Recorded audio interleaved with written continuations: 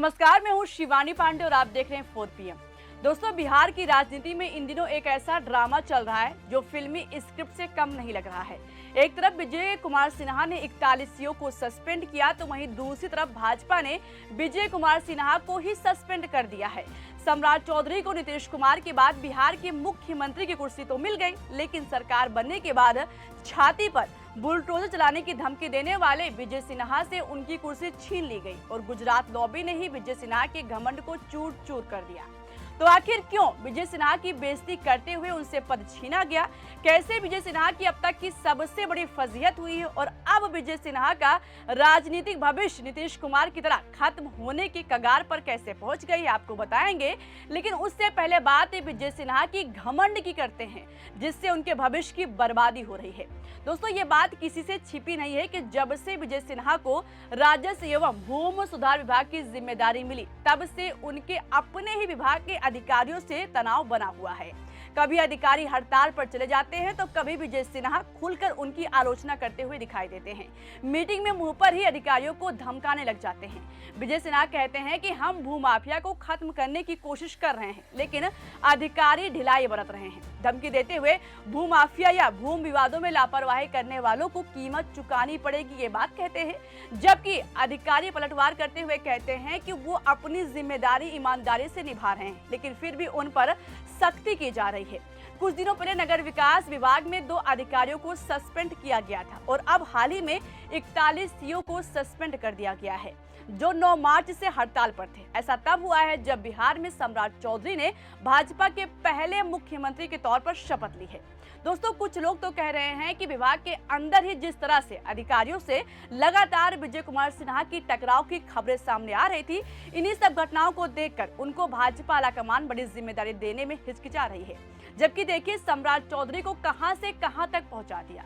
जबकि सम्राट चौधरी का सफर विजय सिन्हा से बिल्कुल अलग रहा। उन्होंने आरजेडी और जेडीयू में रहने के बाद 2017 में भाजपा ज्वाइन की और पार्टी में तेजी से आगे बढ़े। पहले डिप्टी सीएम बने, अब मुख्यमंत्री। जबकि विजय कुमार सिन्हा भाजपा के पुराने नेता हैं। उन्होंने पार्टी के लिए लंबा समय दिया, भाजपा को आगे बढ़ाने के लिए दिन रात एक कर दिया, बिहार में भाजपा को उठाने के लिए पसीना बहाया। लेकिन बदले में क्या मिल रहा है? दोस्तों, तस्वीर आपके सामने है। उनका ग्राफ अब नीचे आता दिख रहा है। इससे पहले नीतीश कुमार की सरकार में सम्राट चौधरी को नंबर 1 डिप्टी सीएम बनाया गया था, अब मुख्यमंत्री बना दिया गया। वहीं विजय सिन्हा को दूसरे नंबर का डिप्टी सीएम रखा गया था। लेकिन नई सरकार में डिप्टी सीएम का पद जेडीयू को दे दिया गया है। डिप्टी सीएम का पद भी उनसे छीन लिया गया है। दोस्तों, मतलब देखा जाए तो विजय सिन्हा की भाजपा में इज्जत कम हो रही है। ये वही विजय कुमार सिन्हा हैं जिन्होंने चुनाव के दौरान लखीसराय में जनता के विरोध का सामना किया था। बाद में सरकार बनने पर उन्होंने आरजेडी के गुंडों की छाती पर बुलडोजर चलाने की बात कही थी।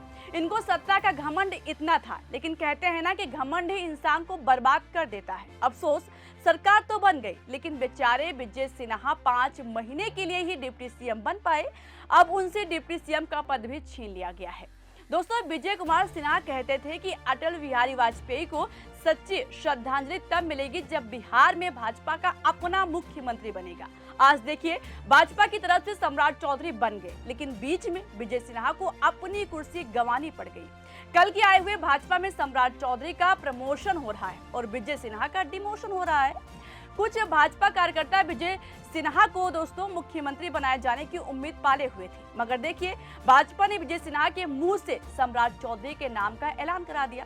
जब विजय कुमार सिन्हा ने सम्राट चौधरी को भाजपा विधायक दल का नेता चुने जाने का ऐलान किया तो उनके चेहरे के हाव भाव से साफ पता चल रहा था कि अंदर ही अंदर विजय सिन्हा को सीएम की कुर्सी न मिलने का दुख खा रहा था, क्योंकि डिप्टी सीएम का पद हाथ से जो निकल रहा था। अब या तो विजय सिन्हा किसी छोटे मंत्रालय में सिमट जाएंगे या फिर भाजपा उन्हें दिल्ली भेजकर प्रोन्नति का नाम देकर साइडलाइन कर देगी। ये भाजपा का खास फॉर्मूला है दोस्तों, पहले इस्तेमाल करो फिर दिल्ली भेजकर साइड कर दो। जबकि देखा जाए तो विजय सिन्हा बिहार भाजपा के मजबूत स्तंभ रहे हैं।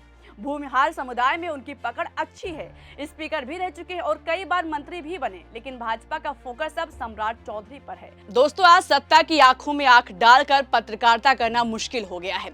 हमारे 4 PM नेशनल यूट्यूब और फेसबुक चैनल को, जिससे आपका प्यार और विश्वास हमेशा से मिलता रहा है, उसे बंद करके सरकार ने ये साबित कर दिया है कि वो आपके सवालों से कितना डरती है। मुश्किल दौर है, लेकिन हम ना रुके थे और ना ही रुकेंगे। हम सच के लिए हमेशा लड़ते रहेंगे। ऐसे में 4 PM यूपी को ज्यादा से ज्यादा ज्वाइन करें और स्वतंत्र पत्रकारिता को जिंदा रखने के लिए जितना हो सके हमारा आर्थिक सहयोग करें। आपके सहयोग से ये जंग हम जीत कर वो विकास, सुशासन और मोदी विजन को आगे बढ़ाना चाहते हैं। सिन्हा की तरह विवादों से बचना चाहते हैं, जबकि विजय सिन्हा का गुस्सा हमेशा 7वें आसमान पर दिखाई देता है। कभी मीडिया पर भड़क जाते हैं, जब सवाल पूछा जाता है तो जवाब देने के बजाय लाइव शो से भाग खड़े हो जाते हैं, तो कभी जनता पर भड़क उठते हैं, कभी अधिकारियों पर विजय सिन्हा का गुस्सा फूट पड़ता है। अब सवाल है कि क्या नीतीश कुमार की तरह ही भाजपा विजय सिन्हा की राजनीति भी धीरे धीरे खत्म करने वाली है? तो आपको बता दें कि अभी तक ऐसी कोई खबर सामने नहीं आई है कि विजय सिन्हा से डिप्टी सीएम पद छीनने के बाद भाजपा कोई बड़ा पद उनको देने वाली है। फिलहाल मौजूदा हालात से साफ पता चलता है कि विजय सिन्हा को पेड़ पर चढ़ाकर भाजपा ने उनको नीचे ढकेल दिया है। देखना होगा कि क्या भाजपा विजय सिन्हा को कोई बड़ा पद देगी। मुख्यमंत्री से बड़ा पद और क्या हो सकता है, जो सम्राट चौधरी के हाथों में चला गया है, और इनको मोदी सरकार में मंत्री तो किसी भी कीमत पर नहीं बनाया जाएगा दोस्तों। और इसको विजय सिन्हा भले ही अपनी बेइज्जती ना समझें, लेकिन ये उनके करियर की सबसे बड़ी फजीहत है।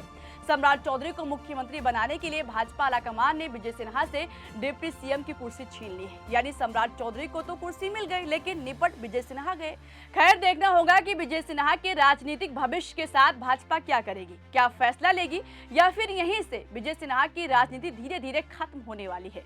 फिलहाल आज जैसी स्थिति विजय सिन्हा की हो गई, ऐसे में आपको क्या लगता है कि विजय सिन्हा का क्या होने वाला है?